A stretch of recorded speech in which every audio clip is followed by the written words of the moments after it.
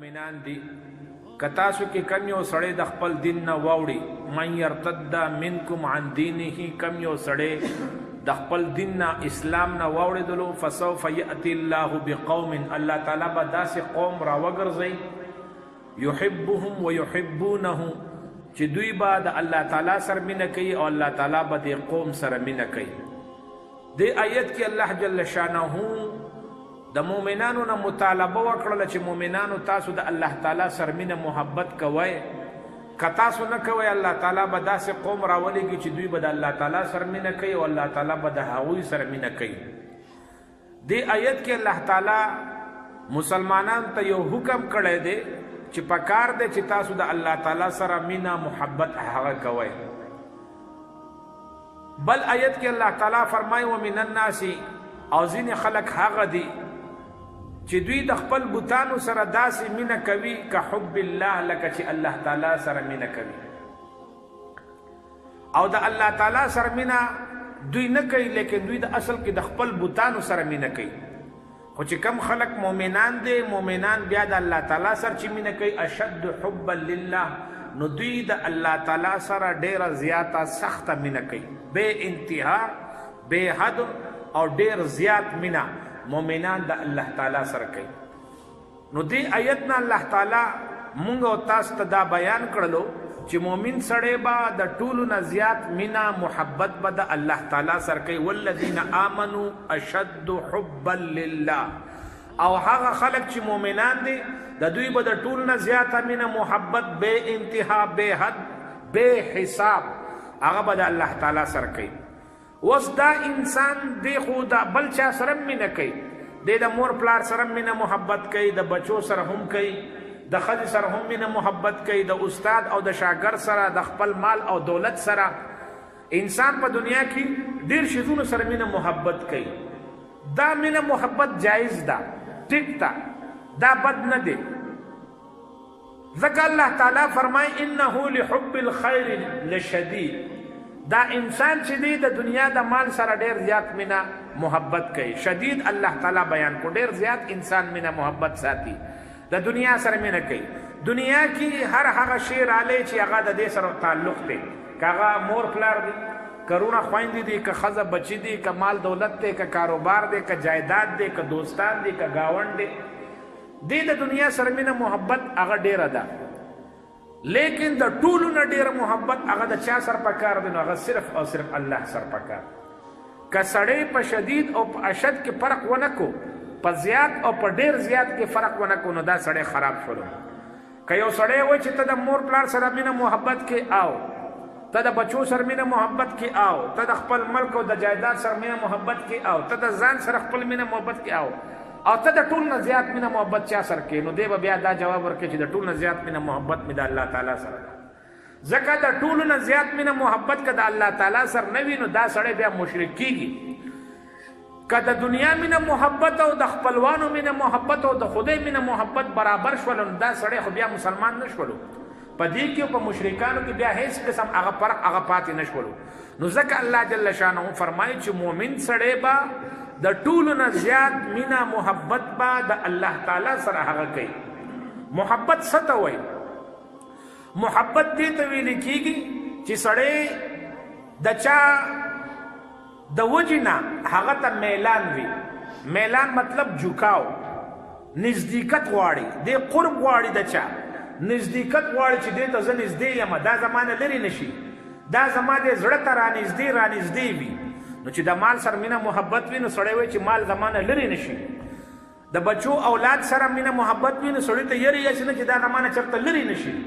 نو سړی د هغه سره قرب او نزدېکت غواړي، د هغه ورکېدل ختمېدل دا دې نه غواړي. محبت کې ح او با ده. ح د حروف حلقیو نه دی او با د حروف شفویو نه دی. حروف حلقی د ح د دې تالونه ښکته چې دی د دې نه ادا کېږي د سینې د طرف نه، او با چې دی دا د شونډې نه هغه ادا کېږي.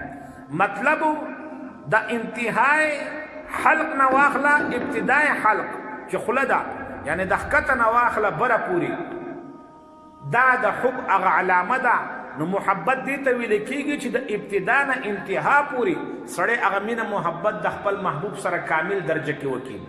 نو که انسان د الله تعالی سره مینه محبت کوي نو دی به په کامل درجه کې د الله تعالی سره مینه محبت کوي. محمود غزنوی مشهور بادشاہ تیر شوی دی، مثنوی شریف کې واقع لیکلی دا. محمود غزنوی خپل 65 وزیرانو ته یو پیرا یو خبره وکړه چې دا ملغلره دی او دا مات کوي. نو ملغلره چې ورته پیش کړ نو هر چا به چې کتله نو هغه هر چا به چې بادشاہ سلامت په خزانه کې دی نه محترم ملغلره نشته دی ولې مات دی. بل به هم هغه به وکتله چې بادشاہ سلامت خوند نه کوي په خزانه باندې بیا بوج راشي او چا وته چې دا ستا ډېر خوښ دی او چا ورته څه وي تاوېدو را تاوېدو خو یو وزیر دا ونه کړل چې هغه ملغلره ماته کړي. او بیا د محمود غزنوي سره د هغه غلام ولاړو چې هر وخت ورسره خواته ولاړي خدمت دپاره. ایاز تې نوم و. هغه ته ووایي چې ایازه ته دا مات کا. نو هغه راواغستو ګړزې وله ورکړو ټوټې ټوټې کړو. نو وزیرانو پې ډېرې بدې ردي ووې اوازونه ورته پورته کړل چې څه قمقل دې ساتلی دی بیوقوف دې ساتلی. ګوره مونږ وزیران یو عقلمند خلک مونږ یو مونږ دا نه ماتولو چې ستا ته خزانې ته ستا خیال مو ساتلی بادشاه سلامت او دې سړي دا خیال ونه ساتلو دی خو بلکل په شود بود نه پوهېږي د لکیر فقیر دی. نو هغه ورته ووایي چې ولې یاره ایاز تا ولې دا مات کو دی زما وزیرانو خو مات نه کو تا دا غلط کار ولې وکړو. نو گفت ایاز ای محتران نامور امر شه بهتر بقیمت یا گوهر. ایاز ورته وایي چې ای محترم وزیرانو دا راته ووایي چې د بادشاه حکم هغه قیمتي دی او که دا ملغلره قیمتي ده. که د بادشاه حکم قیمتي دی نو بیا دا ماتول پکار دی او که د بادشاه حکم فضول دی او دا ملغلره قیمتي ده نو بیا دا ساتئ. ما ته د بادشاه حکم قیمتي ښکاره شولو دا ملغلره راته قیمتي نه ښکاري. نو محمود غزنوي خپل وزیرانو ته وښودل چې وم کتلو چاته چې تاسو قمقل وې هغه په تاسو ټولو کې عقلمند دی. هغه زما حکم او زما خوشحالۍ ته ګوري هغه د دنیا د دولت مولت ته نه ګوري. نو خبره دلته دا ده چې د الله تعالی حکم ته کتل پکار دی دې دنیا ته نه دی کتل پکار. مینه محبت هغه د الله تعالی سره کول پکار ده. الله جل شانه دا کائنات پیدا کړی دی او د کائنات بادشاہ خالق مالک هغه الله تعالی خپل دی. نو چې الله تعالی د دې خالق او مالک دی او الله تعالی په دې دنیا کې یو وړوکی مخلوق پیدا کړی دی چې دې ته وایي انسان. او دا انسان الله تعالی داسې پیدا کړی دی چې په دې کې الله تعالی د دې پوره کائنات نمونه پیدا کړي دي. د کائنات نمونه دا په دې انسان کې موجود دي. که ته په دنیا کې اوبه اینې نو دا اوبه په دې انسان کې هم دي. په دې ځمکه باندې خواږه او تراخه اوبه به تا ته میلاویږي نو په انسان کې خواږه او تراخه اوبه شته دي. په معدې کې تروې اوبه پرتې دي په خوله کې خوږې اوبه پرتې دي. او که په دې دنیا کې نهرونه او سمندري ته اینې نو دا په دې دنیا کې د انسان په دې رګونو کې دا وینه بهیږي دا د نهرونو مثال دی. دلته کې څومره بوټي ونې ته او ګیاګانې اینې دا د انسان د دې یختو مثال دی چې په دې سر کې دي په دې ګیره کې دي په دې بدن باندې الله تعالی یخته ورکړي دي. په دې باندې چې ته څومره غرونه اینې نو د دې غرونو مثال داسې دی لکه په دې بدن کې چې د اډوکې دي دا نوکونه دي دا غاښونه دي. او په دې دنیا کې چې الله تعالی د رڼا اسباب نور او سپوږمۍ پیدا کړي ده لکه د بني آدم په سر کې چې الله تعالی سترګې پیدا کړي دي چې د دې نه بغیر دې لیدل او کتل نشي کولی. دې دنیا کې الله جل شانه د هوا نظام جوړ کړی دی. بني آدم کې هوا دننه پرته بغیر د هوا نه دې وخت نشي تیرولی. الله جل شانه په دې دنیا کې مختلف قسمه څیزونه پیدا کړي دي چې په هغه باندې ما او ته نه پوهېږو. انسان کې هم داسې دي. نو چې الله جل شانه د انسان دا جسم بالکل د کائنات په شانتې جوړ کړی دی. د کائنات په شانتې الله تعالی د جسم جوړ کړی دی چې ته د خپل عالم صغیر ته وګوره او زما د عالم کبیر ته وګوره او د دې نه عبرت او نمونه واخله او ته په دې باندې غور او فکر وکړه. نو د انسان په دې جسم کې ټول نه بهترین اندام هغه زړه دی. زړه د دې پوره بدن بادشاه دی. د انسان د جسم هغه اعضاو کې بهترین عضو هغه څه دی هغه زړه دی. نو چې زړه د انسان د جسم بادشاه شو چې دا عالم صغیر دی او الله تعالی د عالم کبیر د پوره کائنات الله تعالی بادشاه دی. نو بادشاه بیا د بادشاه سره رابطه ساتي. مالدار خوخي مالدار غریب چرته نه خوخو غریب خوخي ټیک دی هغه به مال لیکن غریب رابطه د غریب سره کوي. ډاکټر د ډاکټر سره رابطه کوي. ولې؟ ځکه چرته مالدار دا نه غواړي چې د غریب سره رابطه وکما او خپل لیول را خراب کما. چرته هم دا الله به کوي چې کله یې څه غرض او مفاد وي الله به دا کوي. نو مالدار د مالدار سره رابطه ساتي، آقا د آقا سره رابطه ساتي. چرته هم آقا د غلام سره رابطه نه ساتي، مینه محبت نه کوي. حاکم چې دی چرته هم د رعایا سره محبت نه کوي، خو الله به کوي چې چرته مفاد وي او ضرورت وي الله به هغه جج د جج سره رابطه ساتي، وکیل د وکیل سره رابطه ساتي، نو بادشاهان د بادشاهانو سره رابطه ساتي. نو دا زړه د انسان د جسم بادشاه دی او الله تعالی د کائنات بادشاه دی. الله تعالی غواړي چې د انسان د جسم دا بادشاه دا زړه چې دی دا زما د مینې محبت نه ډک وي، چې دې کې زمانه علاوه د بل چا مینه محبت را نشي. نو الله تعالی د کائنات بادشاه دی، مالک یوم الدین دی، مالک یوم الدین و دنیا دی، د دنیا او د آخرت بادشاه الله دی. دا زړه د انسان په جسم کې دی، دین غټ او اهم عضو نشته دی. ځکه زړه چې کله حرکت بند کی دا انسان چرته هم څوک دی ته ژوندی نشي ویلی. نو الله تعالی فرمایي چې ای انسانه خپل یو زړه دی دا ما ته حواله کړه او زما سره خپل مینه محبت پیدا کړه. دنیا کې ما او تا اینو کم ماشین چې دی هغه څه دپاره پیدا یي هغه کار کوي. که د جامو انځلو ماشین دی نو هغه به جامې انځي، بلب به رڼا ورکوي، پکې به هوا ورکوي، او د ګنډلو ماشین به د ګنډلو کار کوي. هر یو ماشین خپل کار کوي. چرته دا چا نه دی ویلي چې یار دا بلب لګېدلی دی ما ته هوا ولې نه راکوي، او دا پکې لګېدلی دی رڼا ولې نه کوي، او د ګنډلو چې دی ماشین میخوده دی او دی خو جامې نه انځي. خلک به ورته قمقل وایي ځکه چې هر یو ماشین خپل کار کوي، هر ماشین خپل کار کوي. نو دا زړه په جسم کې یو ماشین دی، دا زړه چې دی دا په دې بدن کې دا یو ماشین دی، خو دا د څه ماشین دی؟ نو دا د مینې محبت ماشین دی، دا مینه محبت پیدا کوي. نو زړه کې چې مینه محبت پیدا کیږي نو مینه محبت به چاله پیدا کوو؟ الله تعالی له پیدا کوو. د دنیا لکه مونږ مینه محبت په دې زړه کې پیدا کړله نو مونږ زړه ډېر په بې ځایه ځکه ولګولو، ډېر بیکاره. دا داسې دی چې پکې ته راواخلې او ډیران ته یې ولګې. نو هلکه خلک دلته جومات کې ناست دی او ستا پکې ډیران ته لګېدلی دی، خلک دلته په تیاره کې ناست دی او تا بلب چې دی هغه په رڼا کې لګولی دی. څنګه چې دا ماشین بې ځایه استعمالیږي نو که په زړه کې د دنیا مینه محبت راشي نو دا زړه بالکل بې ځایه استعمالیږي. زړه چې دی د مینې محبت ماشین دی، نو دا ماشین دی کې د الله تعالی مینه محبت پیدا کول پکار دی، نه چې د مخلوق او د دنیا مینه محبت. کله چې په زړه کې د دنیا مینه محبت راشي نو دا داسې دی لکه چې بادشاه د یو وینځ سره مینه محبت کوي. نو خلک په بادشاه به ملامتي او کوي که نه کوي چې یار دا څنګه چې ته بادشاه سلامت یې، تا سره خو دلته آزاد خلک ستا په رعایا کې داخل دی، ته یې لمې له دې وینځ ته چې دی هغه ټیټ شولې. څنګه چې په بادشاه باندې خلک تهمت لګوي، که دا زړه د دنیا مینه محبت کې پرېوتلو نو بس دا هم دقه شان مثال دی چې کوم دله ما درکړو چې بادشاه چې دی یو وینځ سره مینه محبت کوي او خلک دا جرم کړي، موږ د دنیا سره مینه محبت کوو، دا موږ دپاره جرم دی. یا یو ماشین چې دی بې ځایه استعمالیږي، اوس د اوبو ماشین خلکو بره ایښوده دی، اوس اوبه په کوهي کې دی او دا بره پروت دی او چلیږي نو هلکه ته کوم ځای نه اوبه راوباسې څه له لګېدلې؟ پکې دلته لګول پکار دی چې خلک ناست دی په ډیران کې پروت دی او هېڅوک ورته نشته دی. دا پکې څه دپاره؟ نو ماشین بې ځایه استعمال شو، دا به خراب شي، دا به بیمار شي، زړه به هم خراب شي، زړه به هم بیمار شي، زړه به هم ختم شي. خو چې په دې کې د الله تعالی مینه محبت نه وي نو دا زړه بې ځایه استعمال شو. الله تعالی په بدن کې زړه بهترین یو عضو پیدا کړی دی، دا زړه د الله تعالی د مینې محبت نه ډکول پکار دی. حضرت شاه حکیم اختر صاحب رحمت الله علیه فرمایل څنګه چې یو انسان ځان ښایسته کوي او یو ناوی ځان ښایسته کوي او بیوټي پارلر ته لاړ شي او هلته هغه مختلف قسمه میک اپ وکړي چې زه ښکلې ښکاره شم، ښکلې ناوې جوړه شم. نو بنیادمه ستا له الله تعالی یو روح درکړی دی، تا له الله تعالی یو زړه درکړی دی. دا روح او دا زړه به څنګه بهترین جوړی چې د الله تعالی خوښ شي، چې الله تعالی ورته وګوري الله تعالی خوشحاله شي او دا روح زما دپاره دی، دا زړه صرف زما دپاره دی.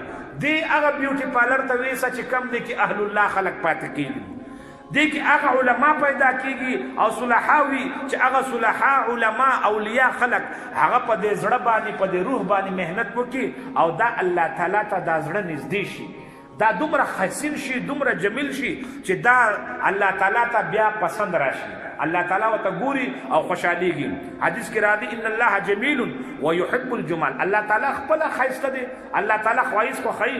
زړه چې الله تعالی ته ښایسته شي نو الله تعالی به یې خامخا هغه خوښوي. نو خبره دا ده چې الله تعالی مینه محبت مطالبه کړې ده چې پکار دی چې کم خلک ما سره مینه محبت نه کوي یاد ساته دا به داسې قوم راولما چې هغوی به د ما سره مینه کوي زه به د هغوی سره مینه کوم. او بل آیت کې الله تعالی فرمایي مؤمنان خلق د الله تعالی سره د ټولو نه زیات مینه محبت کوي. حضرت تانوی صاحب رحمت الله علیه و فرمایل د مینې محبت هغه مثال د بجلی او د بھاپ دی. اوس دا ریلګاډی دی ریلګاډی که اوس روان شي نو که ته ورله دیکې ورکړې نو دی به څنګه روانېږي چې ته ورله دیکه ورکړې نو څوک به ورله دیکه ورکړي او څوک به په دیکو روان کړي. دا خو ټوله وسپنه ده او یو ټن خو نه دی په لکونو ټن باندې ده هغه خو څوک ړقولی نه شي. خو لیکن کدی کې د بجلی کرنټ راشي نو دغه ماشین چې دی دغه وسپنه دومره تیز رواني چې د هغه مخې ته څوک ودرېدی نه شي. دقه شانتي کله چې د محبت هغه کرنټ او بجلی د انسان په بدن کې راشي نو دا انسان بیا مجبورن پاسي او دا انسان په یخنۍ نه پوهېږي په ګرمۍ نه پوهېږي په لږه تنده نه پوهېږي د هغه کار کوي چې د کم کار مینه محبت د انسان په زړه کې پروت دی. اوس ماشوم دی هغه جاړي او مور چې دی هغه د یخ شپو کې راپاسي او ماشوم قلارهي په ګرمۍ کې راپاسي ماشوم قلارهي. سړی دی هغه مزدوري کوي نه روجې ته ګوري نه ګرمۍ ته ګوري نه اوږدې شپې ته ګوري نه اوږدې ورځې ته ګوري خو ځان نه خولې وباسي او لږ وطن د برداشت کوي او روزي ګټي ولي. مینه محبت د بچو ده هغه مینه محبت دا سړی په دې اماده کوي چې زه به خواري کوم چې څه وګټم او دې بچو له ورکړم. دا مینه محبت په سړي کې راللې نو دا سړی د کټ نه راپاسي مجبوره شي دا سړی د کټ نه راپاسي او مخکې روان شي مزدوري کوي. مینه محبت راللې نو سړی مجبوره شولو. کله چې انسان کې د الله تعالی مینه محبت راشي دا سړی به هم د کټ نه راپاسي او دی به الله تعالی مخې ته ودرېږي دا به پاسي او الله تعالی ته په رکوع سجده ودرېږي دا به پاسي الله تعالی ته په ذکر اذکار ودرېږي دا به پاسي د الله تعالی رضا په کارونو کې به دې روانېږي. خو چې کله په دې زړه کې الله تعالی هغه مینه محبت هغه رالله کله چې مینه محبت راشي نو انسان به چې دی بالکل د جهاد او د ماشین په شان به منډې ترډې هغه شروع کړي. خو چې په دې کې مینه محبت هغه راشي نو مینه محبت چې دی علما فرمایي دا دافع الوسواس دی. دافع الوسواس دی ته وایي چې وسوسه بیا سړي ته نه راځي.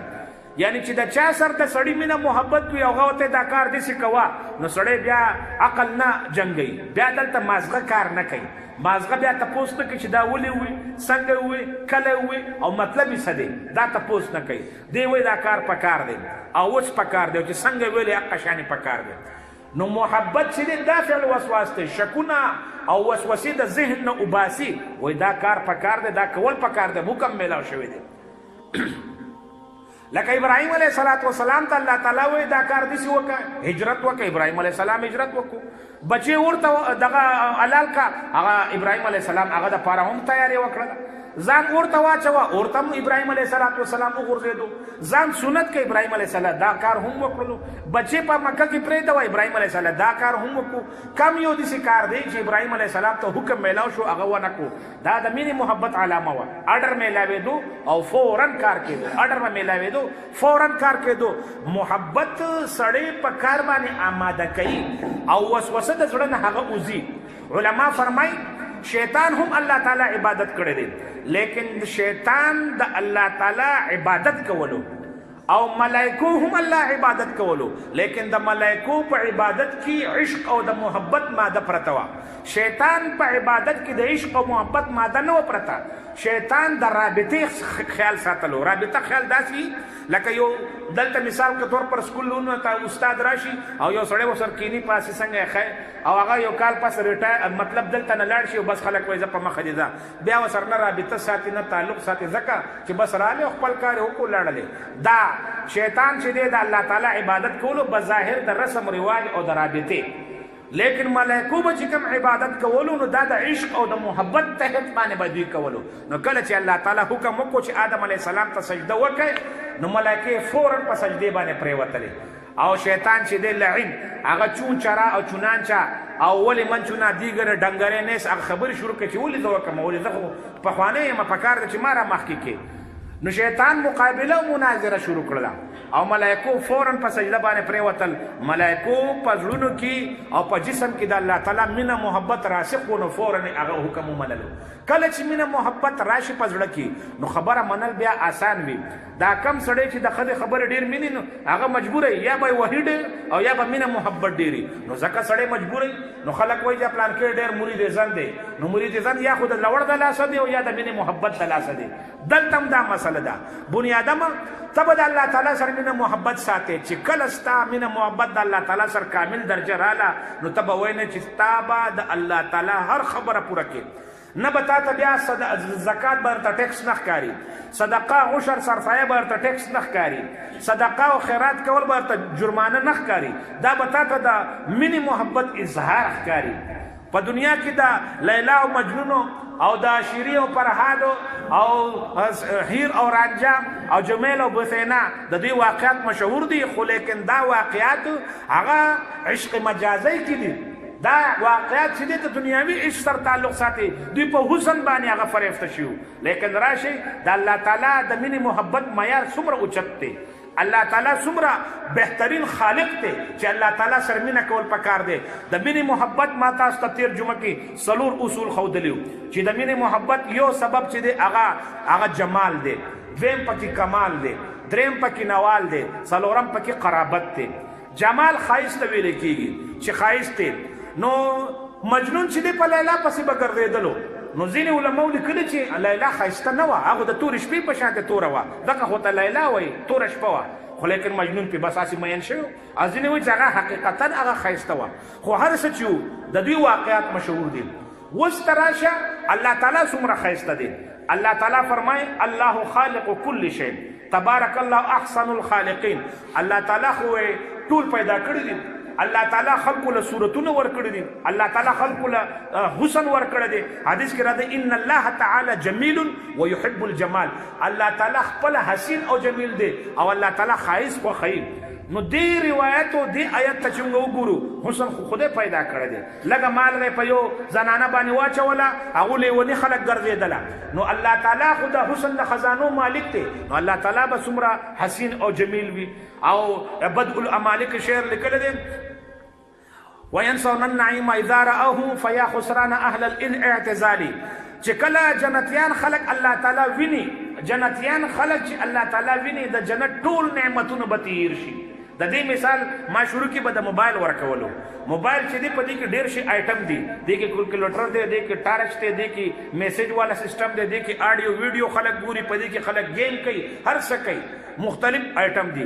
لیکن دا جوړ شوی د خبرو د پاره دی چې ته په خبرې کې نو چې کله کال راشي نو ټول خبرې ختم شي کال طرف ته موبایل متوجه شي به اوس کال را لګي دقه شاتي الله تعالی چې کله د چا سره ملاقات کوي ټول خبرې به ختم شي الله تعالی دیدار مینه محبت باغه خلق ته بیا ښکار شي جنتیان به په مدو باندې د الله تعالی دیدار کوي په مدو بهرحال خبر په دې کومه چې الله جل شانه دومره حسین او جمیل دی چې الله تعالی سره ټول زیات مینه محبت پکار دی حضرت موسی علیه السلام د الله تعالی د حسن یو معمولی قوت کې کرن چې په تور باندې هغه راغله دی هغه کرن کتل دی هغه تجلی کتل دی او دغه د لاسه پیغمبر زورور پیغمبر موسی علیه السلام چې د خپل علاقې هغه پهلوانان کسان شل کسان د موسی علیه السلام د لاس مقابله به نشوه کولی چې کم کوی نه چې د لس کسانو په یو دی بورقه راوباسله موسی علیه السلام په یوازې به راوباسله دومره زورور پیغمبر هغه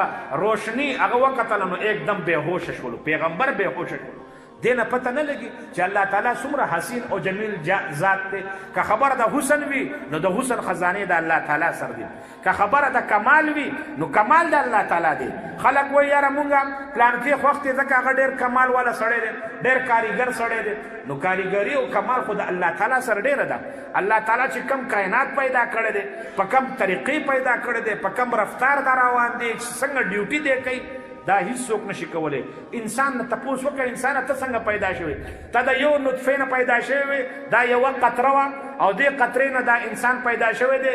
نن ساينسدان په دې یو قطره کې په لکونو باندې جراثیم دي او صرف یو جراثیم د بل سره ملاو شي انسان پیدا کېدی شي. د دې یو قطرې نه لکونو خلق پیدا کېدی شي، خو دې یو قطرې نه الله تعالی یو انسان پیدا کړی دی. دا لوی شوی دی، الله تعالی غټ کړی دی. دا 6 فوټه دنګ شوی دی، 3 فوټه پلن شوی دی. دا اوس کور هم ختمي او دا انسان په الله تعالی بیا اعتراض هم کوي چې زه بل څوک نه منم. وضرب لنا مثلا ونسي خلقه، خپل ځان ير کړلو په ما باندې اعتراض کوي چې زه خدای نه منم. نو چې ته خدای نه منې مه منه، ته پیدا شوی د سنې، ته خو د ناپاک قطرې نه پیدا شوی. داسې ناپاکه قطره چې جامه پلیتوي سړی نه اوځي، نو په سړی غسل لازمیږي، سړی په بدن ولګي، سړی بدن انځي. هغه ناپاک قطرې نه ته پیدا شوی او ته په خدای باندې مثالونه تړې چې زه خدای نه منم. نو ستا خدای حیثیت دی چې 50 کاله پس به ته بوډا کېږې، ستا به مازغه کار پرېږدي، ستا به سر سپین شي، ته به خاورو ته ځې، تا به بیا څوک یادوي نه. که ته د هر یو ځای وزیر اعظم شي او بادشاه شي، د 10 ورځې پس به دې څوک بیا نه یادوي، خلکونه به بیا هیر شي، ستا ډګریانې به ختم شي. ته دومره اوچتې خبرې کې کاریګري د الله تعالی ومنه. خلک رالل او لاړل، خو دې کائنات کې چا څه ونه کتل چې دا کائنات څومره دی. یو دوربین چې دی هغه جوړ شوی دی، ناسا والا جوړ کړی دی سن 1980 نه والا 1990 پورې جوړ. 10 کاله کې یو دوربین جوړ شوی دی هبل، او هغه تللی دی په بره خلا کې پروت دی، او هغه خلا نه د 1990 نه والا دا 2018 دی. تقریبا 28 سال وشو. تصویران را لګي د ټولي هغه خبره د ټول چې دی د فلکیات او خبر را لګي. هغه وایي موږ دنیا ونه موږ خو لا کائنات لا کتلم نه دي، موږ خو د کائنات په ګډ کې ناسیو. الله تعالی دومره غټ نظام جوړ کړی دی د ځمکې کائنات جوړونکی چې الله تعالی دی. نو کاریګري به د چا ټول نه زیاته ښایسته د الله تعالی ښایسته. او که د نوال خبر راشي د ورکړه، سړی چاله ورکړه کوي، چاله هدیه ورکوي، نو مینه محبت پیدا کېږي. الله تعالی فرمایي چې زه درله ټول نه زیات در کوم. والله الغني وانتم الفقراء. تاسو غریبانان یې، غریبانان، مسکینان، فقیران خلک یې. تاسو غني د الله تعالی ذات دی، بادشاہ د الله تعالی ذات دی. زه دله هر څه نعمتونه الله ورکوي، برکتونه الله ورکوي. نو چې هر څه الله تعالی ورکوي، نو الله تعالی ورکړه کوي، نعمتونه کوي. او وان تعدوا نعمت الله لا تحصوها. تاسو که د الله تعالی نعمتونه وشمارئ نشئ شمارلی، نعمتونه سړی نشي شمارلی. یو سترګه ده، دا یو سترګه ده، د دې نعمتونه پیدې وشمارئ نشي شمارلی. دنیا کې داسې کیمره نه ده ایجاد شوي چې هغه کیمره د سترګې د لینز مقابله وکړي. داسې کیمره نه ده ایجاد شوي چې هغه د سترګې د لینز مقابله وکړي. داسې الله تعالی سترګه جوړه کړې ده، داسې الله تعالی اعلی سماعت پیدا کړی دی موږ له چې د دنیا یو ماشین د دې مقابله نشي کولی. داسې ماشین نشته چې د دې زړه مقابله وکړي. نو الله تعالی فرمایي چې زه دله ما درله دومره نعمتونه درکړي دي چې د چا نه دا نعمت لاړ شي تپوس وکړئ، ړوند نه تپوس وکړئ د سترګې اهمیت څه دی، کوڼ نه تپوس وکړئ، د اپاهج نه تپوس وکړئ، د چا نه چې کم نعمت لاړلې هغه نه تپوس وکړئ دا نعمت په پرې کې میلاو شوی و څنګه و. او چې الله تعالی مات ګوډ را پیدا کړي د دنیا ډاکټران دې راغونډ شي، هغه له صحت نشي ورکولی. ځکه الله وایي ما داسې درلېږلی دی، زه زور ولګوی دی، تاسو یې جوړ کړئ، نه شي جوړولی. ورکوونکی د الله تعالی ذات دی چې الله تعالی چاله ورکوي څومره ورکوي بغیر حساب، بے حسابه بے کتابه. چاله مال ډیر دی او چاله مال لږ دی. دا لږ والا به د ډیر مال خیال ساتي، دا ډیر والا به د لږ مال خیال ساتي. دې نه پته نه لګي چې الله تعالی دومره بهترین عطا کوونکی دی. که سړی د الله تعالی شکر گزاري کوي او شکر ادا کوي، نو الله تعالی فرمایي زه به درله نور هم نعمتونه در کوم. او که د قرابت خبر راشي د خپل ولی چې بای زه د بلې بچي سره مې مینه ده ځکه دا مې وینه ده، د دې سره مې مینه ده ځکه دې سره مې رشته ده، او دې سره مې مینه ده ځکه دا مې خپل ولی ده. نو الله تعالی فرمایي د ټول نه زیات خپل ستاسو ګورې زه یم. ونحن اقرب الیه من حبل الورید. زه تاسو ته د خپل شهرک نه زیات نږدې یم. انسان وایي چې ما ته ټول نه زیات نږدې زما نفس دی، خو الله تعالی فرمایي واقرب الیه منکم ولکن لا تبصرون. زه تاسو ته دومره زیات نږدې یم چې تاسو ته پته نشته دی چې زه تاسو ته څومره نږدې یم. زه ستاسو په زړونو کې اوسېږم. نو چې الله تعالی پیدا کوونکی دی او موږ پیدا شوي یو، نو چې موږ پیدا شوي یو د الله تعالی په حکم پیدا شوي یو، نو الله تعالی نه زیات نږدې موږ ته ګوره هېڅوک نشته. مور پلار راته نږدې نه دي، دا یاد ساتئ. ما ته زما نفس دومره نږدې نه دی څومره چې راته الله تعالی نږدې دی. نو چې نزدېکت او خپلولي را سره د الله تعالی ټول نه سیوا ده، نو دې نه پته ولګېدل مینه محبت بیا د چا سره پکار دی؟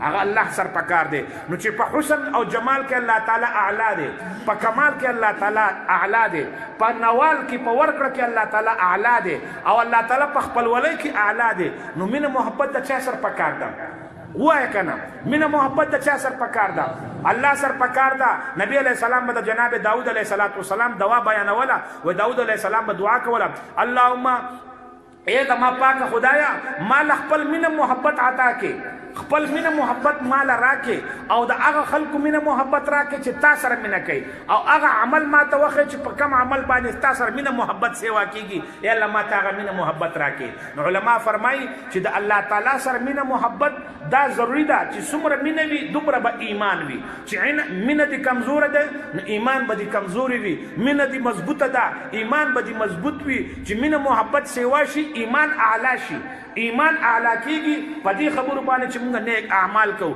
موږ د الله تعالی د مینې محبت قصې واورو موږ قرآن او سنت باندې ځان پوه کو موږ د الله تعالی د نعمتونو شکریا ادا کو موږ د الله تعالی هغه مال چې په هغه کې خرج کوو الله تعالی چې کوم حکمونه راکړي دي په هغه عمل کوو دا د الله تعالی د مینې محبت جوړولو طریقې دي چې سړی د الله تعالی ته په دې خبرو باندې نږدې کیږي که سړی ته د الله تعالی مینه محبت میلاو شولو دا سړی کامیاب دی او کم سړی ته چې د الله تعالی مینه محبت میلاو نشولو دا سړی تاوانی دی په نقصان کې دی کټوله دنیا چا سره مینه محبت وکي خو الله تعالی وایي زه نه خوښومه قسم دی دا سړی ناکامه دی او کټوله دنیا د یو سړي سره نفرت کوي خو لیکن الله تعالی فرمایي زه د دې سره مینه محبت کومه دا سړی د ټول نه زیات کامیاب دی او حدیث کې هم راځي الله تعالی چې کله وغواړي چې